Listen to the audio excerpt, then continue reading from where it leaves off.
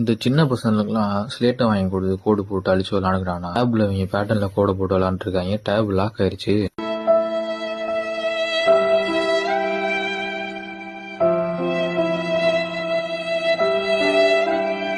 அப்படி வந்த டேப் தாங்க இது Samsung Galaxy A8 tape. Customer நம்ம கிட்ட கொடுத்து சொன்னாங்க, இந்த மாதிரி சின்ன பசங்க பேட்டர்ன் போட்டு விளாண்டாங்க, டேப் லாக் ஆயிருச்சு அப்படின்னு. நம்ம அந்த டேப் வாங்கி பார்க்கும்போது பேட்டர்ன் லாக் ஆயிருந்துச்சு, கூகுள் அக்கௌண்ட் FRP லாக் ஆயிருந்துச்சு. FRPனா ஒன்றும் இல்லைங்க, நீங்க ஒரிஜினலா கூகுள் அக்கௌண்ட் போட்டிருந்தீங்கன்னா என்னதான் பேட்டர்ன் லாக் எடுத்தாலும் அந்த கூகுள் அக்கௌண்ட் போடாம நம்ம அந்த போன் அன்லாக் பண்ண முடியாது. கூகுள் அக்கௌண்ட்டும் பேட்டர்ன் கேட்கும். அதான் நம்ம FRPன்னு சொல்லுவோம். நம்ம அந்த டேப் வாங்கி சேஃபா கலட்டி நம்ம சாஃப்ட்வேர்ல கனெக்ட், நம்ம அதில் பேட்டர்னையும் எடுத்தாச்சு, கூகுள் அக்கௌண்ட் FRP லாக்கையும் எடுத்தாச்சு.